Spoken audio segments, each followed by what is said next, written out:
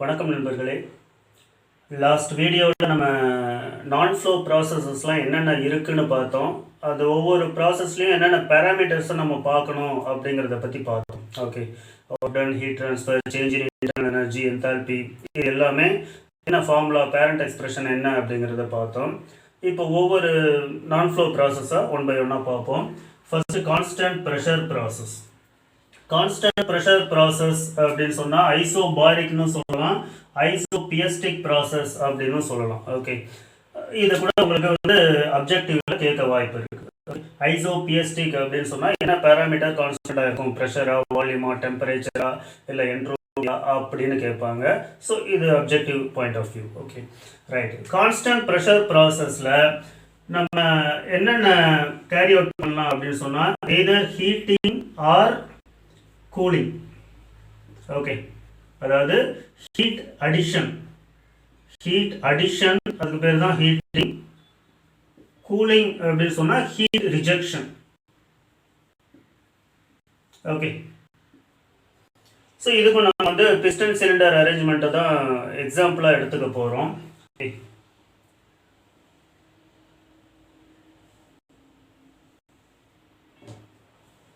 இந்த piston cylinder அரேஞ்ச்மெண்ட்டை நம்ம எக்ஸாம்பிளாக எடுத்துக்கிறோம். என்ன அப்படின்னு சொன்னால் இது வந்து ஃப்ரீலி மூவபிள் பிஸ்டன்.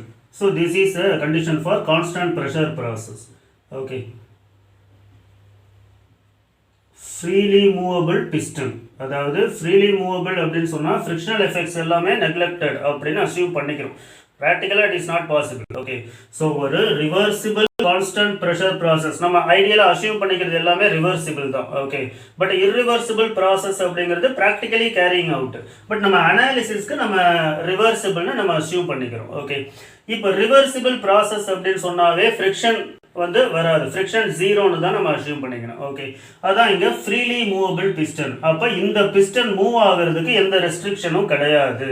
ஓகே, இப்போ இது உள்ள ஒரு ஏர் இருக்கு, பிஸ்டன் வந்து ஒரு பாயிண்ட்ல இருக்கு, உள்ள ஏர் at pressure P. Okay, pressure P, அதுதான் கான்ஸ்டன்ட் ப்ரெஷர். ஓகே, இப்போ நாம இதுல ஹீட் அப்ளை பண்ணோம், அப்படி ஹீட் சப்ளை பண்ணோம் அப்படின்னா, okay, so Q amount of heat supply பண்ணோம். அதாவது இந்த பிஸ்டன் சிலிண்டர் அரேஞ்ச்மெண்ட்டை இப்படியே ஒரு ஸ்டவ்ல கொண்டு போய் வைக்கிறோம், அதாவது கீழே இருந்து ஹீட் வந்து சப்ளை பண்ணுறோம், ரைட்டா? ஸோ எனர்ஜி உள்ளே போகுதா, ஹீட் எனர்ஜி உள்ளே போகுது. அப்போ என்ன ஆகும்? ஸோ நம்ம பார்த்த எக்ஸ்பிரஷன் என்ன அப்படின்னு சொன்னால் PV is proportional to D.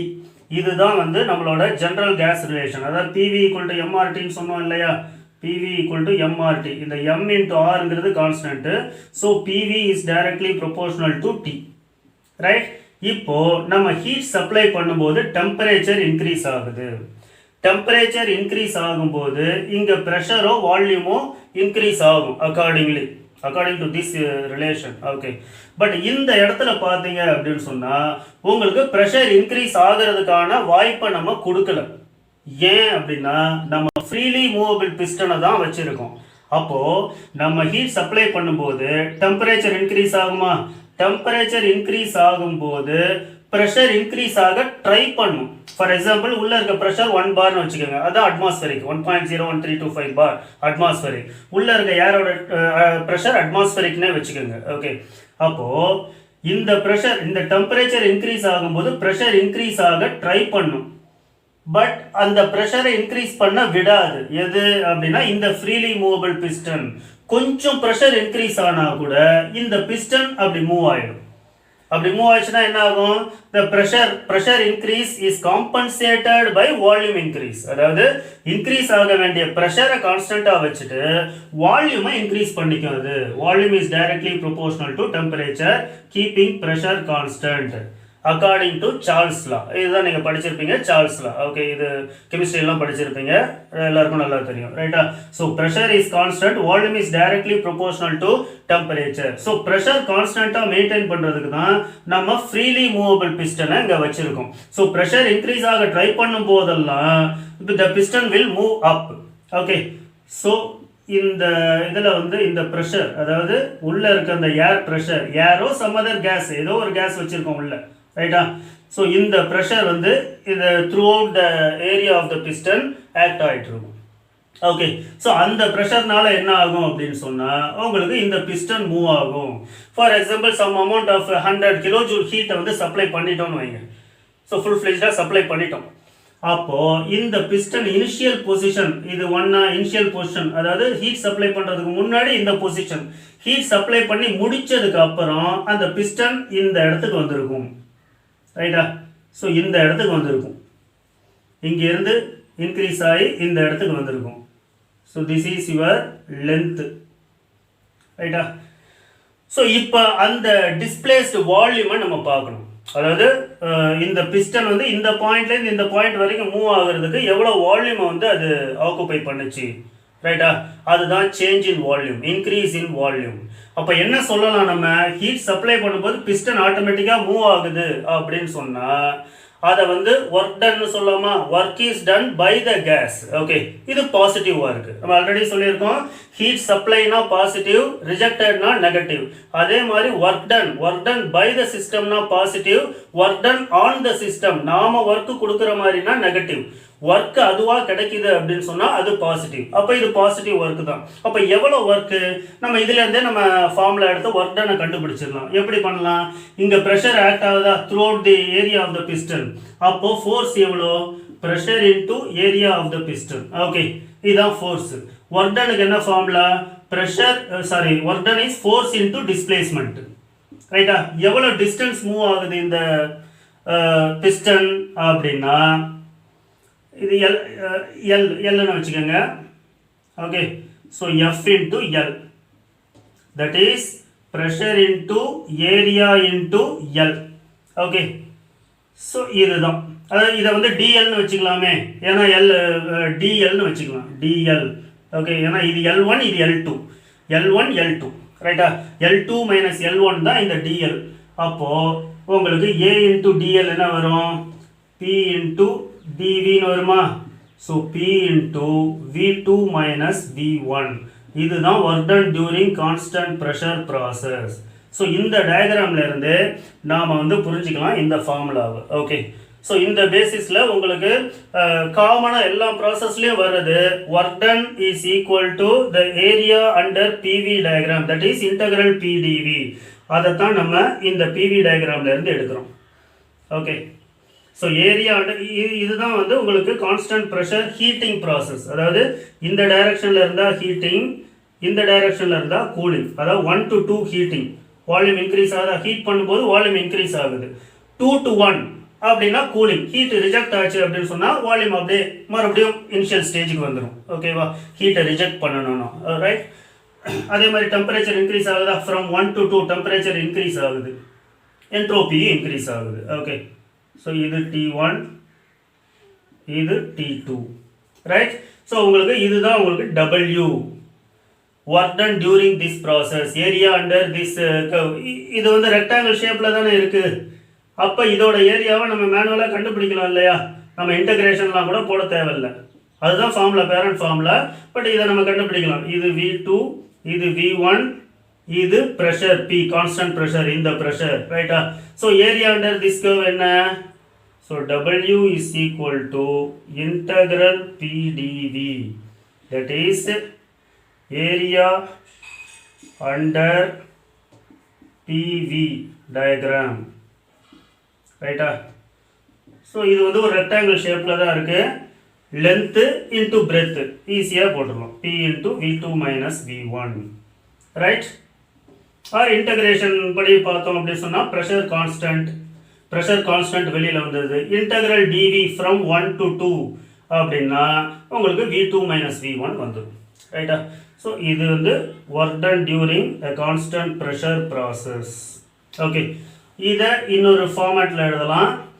PV equal to MRTயா, அப்போ PVக்கு பதிலாக MRT எழுதலாம். P2 V2 P1 V1, P2 V2க்கு பதிலாக MRT2, P1 V1க்கு பதிலாக MRT1. இங்கே P2 P1 ரெண்டுமே சேம் தான். Okay, so W is equal to MR T2 minus T1. So இந்த ஃபார்மேட்லேயும் நம்ம எழுதலாம். ரைட்?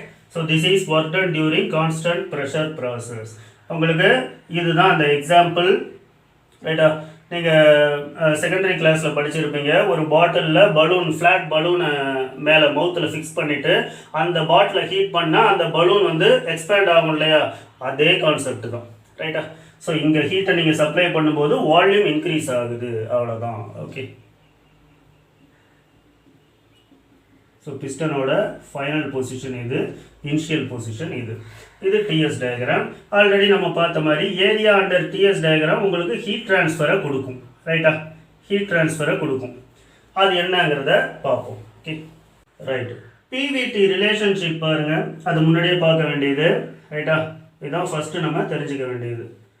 பிவிடி ரிலேஷன்ஷிப் நம்ம ஜெனரல் கேஸ் ரிலேஷன்லேருந்து என்ன ஒரு ஃபார்மேட் கொண்டு வந்திருந்தோம்னா PV by T equal to constant.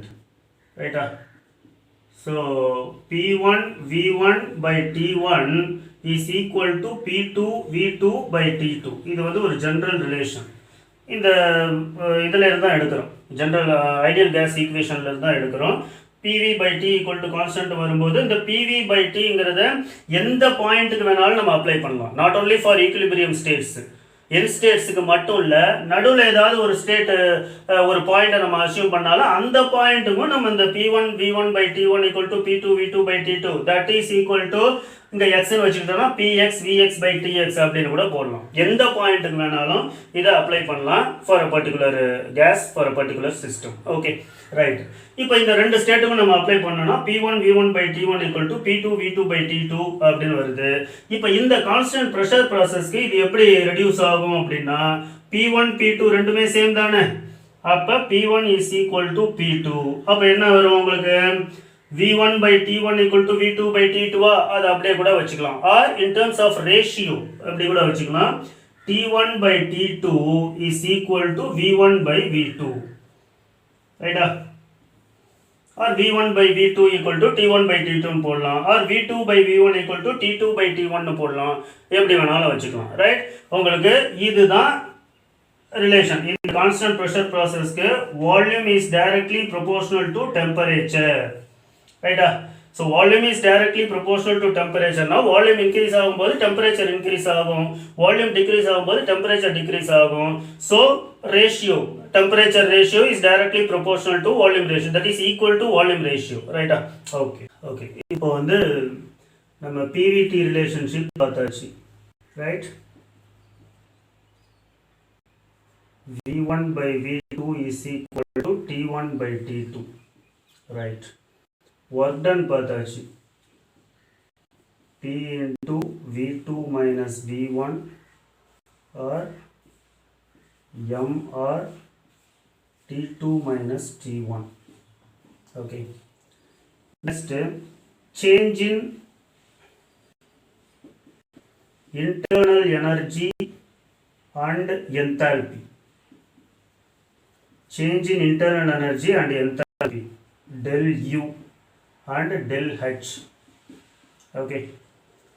Del U in a formula na mCV into T2 minus T1. Del H mCP into T2 minus T1. This is common for all processes. Okay. எந்த ப்ராசஸாக இருந்தாலும் change in internal எனர்ஜிக்கு இந்த formula தான், change in என்தால்பிக்கு இந்த formula தான். Okay, right.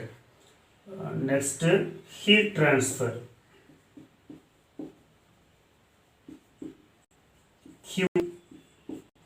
இது வந்து work done, அதாவது work ட்ரான்ஸ்ஃபர்னு சொல்லுவாங்க. ஓகே, இந்த ஒர்க் ட்ரான்ஸ்ஃபர் உங்களுக்கு பாசிட்டிவாக இருந்தால் work done,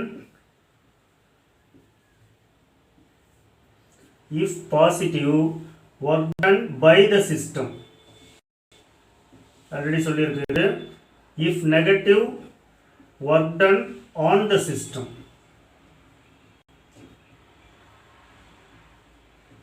For example, compression process, compress பண்றோம், அதாவது அந்த பிஸ்டன் மேலே ஏறாம கீழே வருது அப்படின்னு சொன்னா அந்த வால்யூம் வந்து கம்ப்ரஸ் ஆகுதுன்னு தான் அர்த்தம். ஸோ கம்ப்ரஷன் ப்ராசஸ்க்கு உங்களுக்கு ஒர்க் டன் வந்து negative, we have to give work. ரைட்டா? இதே பாசிட்டிவ் ஒர்க் டன் அப்படின்னு சொன்னால் ஹீட்டை நம்ம சப்ளை பண்ணும்போது ஆட்டோமேட்டிக்காக ஒர்க் நடக்குது. ஓகே, அது positive work, work done by the system. இதை ஞாபகம் வச்சுக்கணும். ஓகே, இப்போ ஹீட் ட்ரான்ஸ்ஃபர் என்ன எப்படி கண்டுபிடிக்கிறது அப்படின்னு சொன்னா according to first law of thermodynamics, அதாவது non flow energy equation. Last வீடியோவில் பார்த்தோம் இல்லையா, நான் ஃப்ளோ எனர்ஜி ஈக்குவேஷன். ஸோ இந்த நான் ஃப்ளோ எனர்ஜி ஈக்குவேஷனில் இன்வால்வ் ஆகிறது ஹீட் எனர்ஜி, அதாவது heat transfer, work transfer and change in internal energy, ரைட்டா? So Q is equal to W plus del U, right? இந்த flow energy, kinetic energy, potential எனர்ஜிலாம் வராது. அதெல்லாம் வந்துச்சுன்னா அது நான் ஃப்ளோ கிடையாது, it is a flow process. Okay, so flow ப்ராசஸ்க்கு in addition to this internal energy change in flow work, okay, that means flow work, அதாவது change in pressure energy, change in potential energy, change in kinetic energy, அந்த மூணு டேர்முமே வரும். நான் flow ப்ராசஸ்ல there is no mass flow in and out of the system. okay, அப்போ அது எல்லாமே neglect பண்ணிடுறோம் நம்ம. only changes in internal energy is considered. okay, so Q equal to W plus del U. சரி, that is equal to W க்கு என்ன formula இது எடுத்துக்கங்க, mR. okay, mR T2 minus T1 plus del U என்ன formula mCV T2 minus T1. so இங்க m into T2 minus T1 common, R plus CV னு வருமா நடுவுல, m into R plus CV T2 minus T1. R plus CV is nothing but CP. ஏன்னா நம்ம previous வீடியோல பார்த்திருக்கோம் CP minus CV இதெல்லாம் பேசிக் செய்ய வேண்டியது. CP minus CV equal to R. The gas constant is nothing but the difference between the specific heats. okay, CP minus CV is R. so CP is equal to R plus CV, right? இந்த R plus CV க்கு பதிலா CP ய போட்டுறலாம். m CP del T, T2 minus T1. so this is Q, right?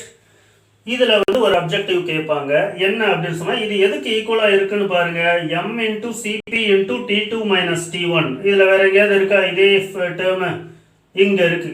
Okay, del H equal to mCp T2 minus T1. so the heat transfer will be equal to change in enthalpy in this case. அதாவது இந்த கேஸ்ல மட்டும் தான், constant pressure processல மட்டும் Q is equal to change in enthalpy. Okay, அதை ஞாபகம் வச்சுக்கணும்.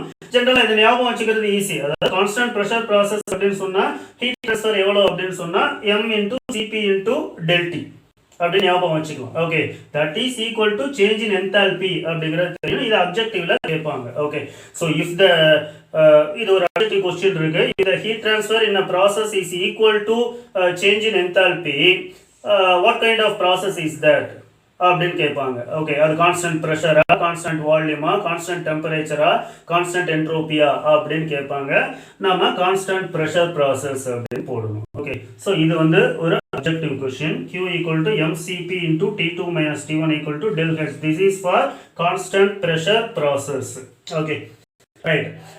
இதுலயும் வந்து உங்களுக்கு Q is positive அப்படின்னு சொன்னா heat supplied. Okay, உங்களுக்கு ஆல்ரெடி தெரியும் heat supply ஆனா temperature increase ஆகும். T2 will be greater than T1. அப்படின்னா பாசிட்டிவ், ஹீட் சப்ளை ஆகுதுன்னு அர்த்தம். இதே ஹீட் ரிஜெக்ட் ஆகுதுன்னா ஹீட் குறையுது, டெம்பரேச்சர் குறையுது. அப்ப T2 minus T1 நெகட்டிவ் ஆயிடும் இல்லையா? சோ நெகட்டிவ்னா ஹீட் ரிஜெக்டட், பாசிட்டிவ்னா ஹீட் சப்ளைட். அதையும் ஞாபகம் வச்சுக்கணும். ஓகே, அடுத்தது change in entropy. Okay, next change in entropy. Change in என்ட்ரோபிக்கு ஒரு ஜெனரல் எக்ஸ்பிரஷன், பேரண்ட் எக்ஸ்பிரஷன் என்ன பார்த்திருப்போம் அப்படின்னு சொன்னா அது எதுல இருந்து வருது அப்படின்னு சொன்னா இந்த டிஎஸ் டயக்ராம்ல இருந்து வருது. Okay, so for a reversible process, for all reversible process dq is equal to tds. Okay, அதாவது dw equal to pdv ன்னு போடுறோம் இல்லையா, அது pv diagram. Area under pv diagram equal to work done. அது மாதிரி area under ts diagram equal to heat transfer. Okay, for a reversible process க்கு நாம இப்படி எழுதலாம், dq equal to tds. so உங்களுக்கு change in entropy தானே வேணும், ds equal to integral dq by t, right? Okay, இது வந்து this is only for reversible process. நல்லா ஞாபகம் வச்சுக்கோங்க. இது இர்ரிவர்சிபிள் ப்ராசஸா இருந்துச்சு அப்படின்னு சொன்னா உங்களுக்கு டிஎஸ் பக்கம் இன்க்ரீஸ் சிம்பிள் வரும். ரைட்டா? So dS is greater than integral dQ by T அப்படின்னு வரும் ஃபார் அ இர்ரிவர்சிபிள் ப்ராசஸ். அதை ஞாபகம் வச்சுக்கோங்க. அதையும் வந்து அப்ஜெக்டிவ்ல கேட்கலாம். ஓகே, ஸோ இது வந்து for a reversible process. Okay, நிறைய பேருக்கு இந்த சிம்பிள் தான் வந்து ஒரு இதுவாக வரும். அதாவது என்ன, சாரி இன்டெக்ரலா, ஓகே, கன்ஃபியூஷன் வரும். என்ன கன்ஃபியூஷன் அப்படின்னு சொன்னால் இது கிரேட்டர் தானா லெஸ் தானா, எந்த பக்கம் கிரேட்டர் போடுறது லெஸ் போடுறது அப்படிங்கிற டவுட் வந்துடும். ஓகே, எதுவாக இருந்தாலும் உங்களுக்கு என்ட்ரோபி சேஞ்ச் தான் அதிகமாக இருக்கும். ஒரு இர்ரிவர்சிபிள் ப்ராசஸ், அதாவது ப்ராக்டிக்கலாக கண்டக்ட் பண்ணுற எந்த ஒரு ப்ராசஸாக இருந்தாலும் சேஞ்ச் இன் என்ட்ரோபி தான் அதிகமாக இருக்கும் டிக்யூ பை டியை விட. இப்போ இது ஒரு ப்ராப்பர்ட்டி, டிக்யூ பை டிங்கிறது ஒரு property. Okay, integral dQ by டிங்கிறது ஒரு ப்ராப்பர்ட்டி, சேஞ்ச் இன் என்ட்ரோபிங்கிறது ஒரு ப்ராப்பர்ட்டி. ரெண்டும் தனித்தனி ப்ராப்பர்ட்டி பட் ப்ரொபோர்ஷனேட். ஓகே, எப்போ அது ரெண்டும் ஈக்குவலாக இருக்கும்னா ஃபார் ஏ ரிவர்சிபிள் ப்ராசஸ்க்கு இது ஈக்குவலாக இருக்கும். பட் இரிவர்சிபிள் ப்ராசஸ்க்கு உங்களுக்கு என்ட்ரோபி தான் மேக்ஸிமம் அதிகமாக இருக்கும் இதில் அப்படின்னு ஞாபகம் வச்சுக்கோங்க. So this is for irreversible process. So Carnot theorem படிக்கும்போது இதை ஃபுல்லாக படிப்போம். ரைட்டா? Irreversible process. ஸோ ஒரு சைக்கிள் அப்படின்னு பார்த்தீங்க அப்படின்னு சொன்னால் அதுக்கு ஒரு மாதிரி வரும். நான் அதை அப்புறம் சொல்கிறேன். இதை இப்போதைக்கு ஞாபகம் வச்சுக்கோங்க. ஓகே, ஸோ நம்ம இதிலேருந்து பார்த்தோம் அப்படின்னு சொன்னால் change in entropy is equal to integral dQ by டியா. உங்களுக்கு பேரண்ட் எக்ஸ்பிரஷன் எப்படி, ஜென்ரல் எக்ஸ்பிரஷனை நம்ம முதல்ல டெரைவ் பண்ணி வச்சுக்கணும். லாஸ்ட் வீடியோ டெரைவ் பண்ணோம், அதை மறுபடியும் பார்ப்போம் எப்படின்னு. Okay, according to first law of thermodynamics, first law of non flow energy equation Q equal to W plus Lu differential form எழுதிக்கங்க. dW plus du வருமா? Okay, so that is equal to integral dW plus du divided by t. Okay, so dWக்கு பதிலாக pdv போடலாமா? pdv by t plus integral duக்கு பதிலாக நம்ம mcv dt போடலாமா? by t இப்படி போடலாம் from 1 to 2. ஓகே, இந்த p by t க்கு பதிலாக pv equal to mrt. so p by t is equal to mr by v வருதா? அதை போடலாமா? Integral mr dv by v வரும். mr by v p by t க்கு பதிலாக plus integral mcv dt by t. so mr ln of v plus from 1 to 2 plus mcv ln of t from 1 to 2. okay, so mr ln of v2 by v1 plus mcv ln of t2 by t1. இதுதான் change in entropy in all cases, எல்லா ப்ராசஸ்க்குமே applicable. Okay, இது முதல் equation. So இந்த equation இதுதான் parent expression. இதுல இருந்து தான் நம்ம கான்ஸ்டன்ட் ப்ரெஷர் ப்ராசஸ்க்கு என்ன அப்படிங்கிறத நம்ம பார்க்கலாம். ஓகே, சரி, இது வந்து ஒரு சேஞ்ச் இன் என்ட்ரோபிக்கு ஒரு ஜெனரல் எக்ஸ்பிரஷன். இன்னும் ஒரு எக்ஸ்பிரஷன் இருக்கு, அதுவும் இந்த டிடிஎஸ்ல இருந்து வர்றது தான். அது என்னங்கிறத பார்ப்போம். dq equal to tds. Okay, இதுல இருந்து நம்ம இதை எடுத்துட்டோம். இப்போ dqக்கு பதிலா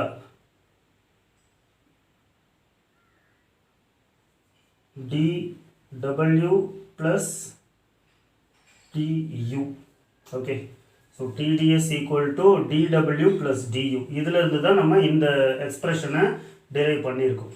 okay, tds equal to dw plus du. இதை இன்னொரு ஃபார்ம்ல எழுதலாம். எப்படி அப்படின்னு சொன்னா tds is equal to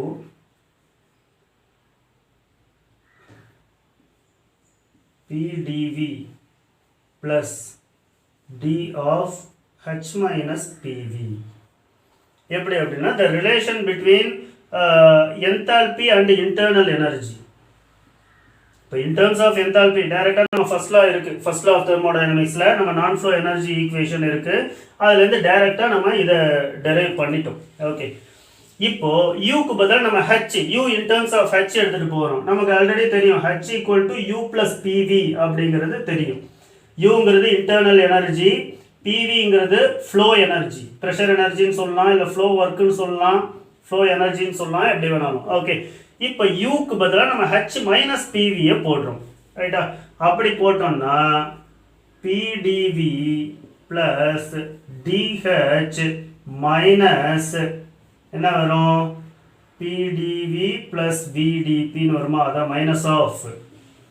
okay, இப்போ மைனஸ் பிடிவியும் இந்த ப்ளஸ் பிடிவியும் கேன்சல் ஆகிடும். ஓகே, அப்போ என்ன வரும்? டிஹெச் டிஹெச் மைனஸ் விடிபின்னு வருமா? ஸோ இதுதான் உங்களுக்கு டிடிஎஸ். ரைட்? ஸோ இந்த டிடிஎஸ்லேருந்து, அதாவது இதுக்கு பதிலாக நம்ம இதை போட்டிருக்கோம், இந்த டிடிஎஸ்லேருந்து எப்படி இது மாதிரி ஒரு எக்ஸ்பிரஷனை கிரியேட் பண்ணலாம் நம்ம. ஓகே, அது எப்படின்னு பார்ப்போம். Okay, TDS is equal to DH minus VDP. நம்ம அதில் என்ன பார்த்தோம் அப்படின்னு சொன்னால் DU plus PDV. ஓகே, இதை வந்து ஒரு ரைமிங்காக ஞாபகம் வச்சுக்கலாம் நீங்கள். ரைட்டா? இந்த டெரிவேஷன் உங்களுக்கு ரொம்ப கஷ்டமாக இருந்துச்சு அப்படின்னு சொன்னால் ரொம்ப ஈஸி தான். நீங்கள் பேசிக் கான்செப்ட்ஸ்லாம் தெரிஞ்சிச்சு அப்படின்னு சொன்னால் ஒரு 2 நிமிஷத்தில் டெரைவ் பண்ணிக்கலாம். Okay, so TdS equal to dU plus பிடிவிலேருந்து அந்த ஃபர்ஸ்ட் ஈக்குவேஷனை நம்ம டெரைவ் பண்ணோம். ரைட்டா?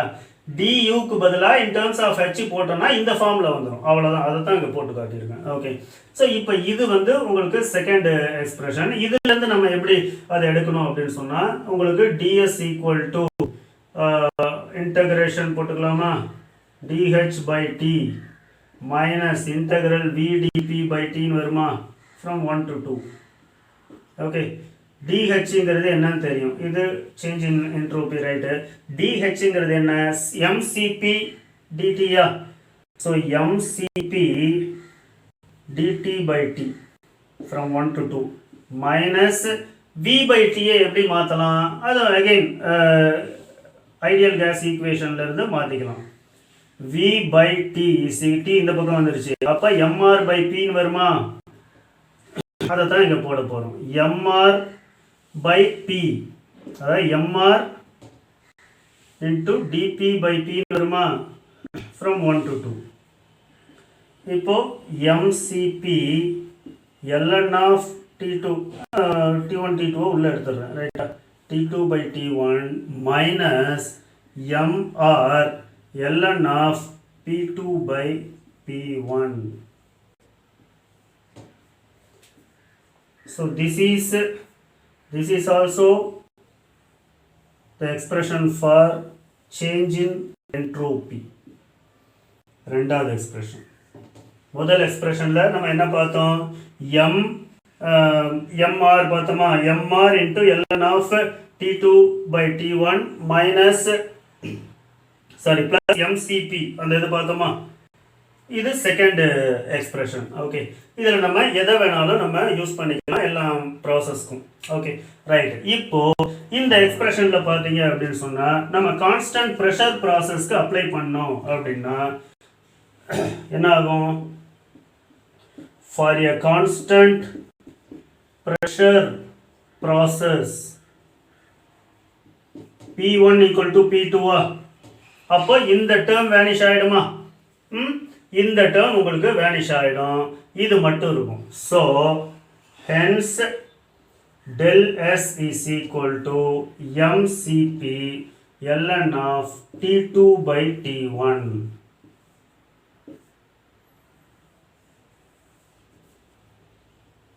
ஓகே, இதுதான் சேஞ்ச் இன் என்ட்ரோபிக்கு formula for a constant pressure process. Okay, இது இவ்வளோ தூரம் நம்ம பேரண்ட் எக்ஸ்பிரஷன்லாம் டெரைவ் பண்ணணும். ரைட்டா? எல்லா நேரத்துலையும் இதை டெரைவ் பண்ணிக்கிட்டு இருக்கிறது தேவையில்லை, ஜஸ்ட் தெரிஞ்சுக்கிறதுக்காகத்தான் இதை நான் சொன்னேன். சிம்பிளாக நீங்கள் ஞாபகம் வச்சுக்கலாம். எப்படி அப்படின்னு சொன்னால், சி கான்ஸ்டன்ட் ப்ரெஷர் ப்ராசஸ் பார்த்தீங்க, கான்ஸ்டன்ட் ப்ரெஷர் ப்ராசஸில் Qக்கு ஃபார்முலாவை நீங்கள் ஆல்ரெடி டெரைவ் பண்ணிட்டீங்க. Q equal to mCp del T, ரைட்டா? இப்போ dq இதை டிஃபரன்ஷியல் ஃபார்மில் எழுதுனீங்கன்னா எம்சிபி டிடியா, அப்போ del s equal to integral dq by டியா.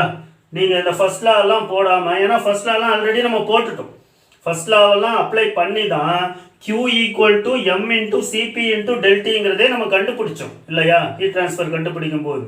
அப்போ மறுபடியும் என்ட்ரோபிக்கு நம்ம அந்த இது தேவையில்லை. என்ட்ரோபி இது ஏன் நான் சொன்னேன் அப்படின்னா உங்களுக்கு பேசிக் டெரிவேஷன்ஸ். ஓகே, நீங்கள் சிம்பிளாக ஷார்ட்கட்டில் வரணும் அப்படின்னு சொன்னால் q ஈக்குவல் டு எம்சிபி டெல்டி, ஏன்னா கான்ஸ்டன்ட் ப்ரெஷர் ப்ராசஸ்ங்கிறது தெரிஞ்சிருச்சு. ஓகே, எம்சிபி டெல்டியை நீங்கள் டிஃபரன்ஷியல் ஃபார்மில் எழுதிட்டிங்கன்னா இப்படி வரும்.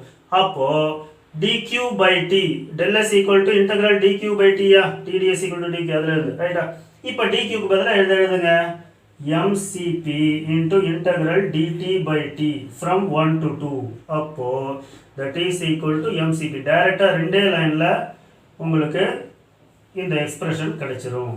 So change in entropy for a constant pressure process is equal to mcp into ln of t2 by t1. Okay, right. Next நம்ம constant volume process பார்ப்போம்.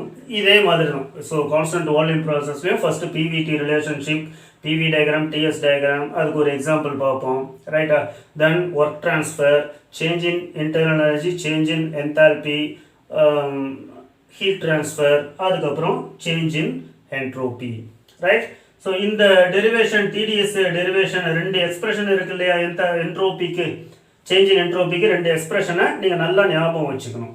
அப்படி ஞாபகம் இல்லைன்னா பேரண்ட் பேசிக் எக்ஸ்பிரஷன்லேருந்து பேசிக் ஃபார்முலாலேருந்து எப்படி அதை டிரைவ் பண்ணணும் அப்படிங்கிறது தெரியணும். ஞாபகம் வச்சுருந்தா ஒன்றும் பிரச்சனை இல்லை. ஓகே, இல்லை உங்களுக்கு ஷார்ட்கட் வேணும்னா இந்த மாதிரி டைரெக்டாக நீங்கள் போட்டுக்கலாம். பட் எனிஹவ் இந்த டெரிவேஷன் கண்டிப்பாக நீங்கள் தெரிஞ்சிருக்கணும்.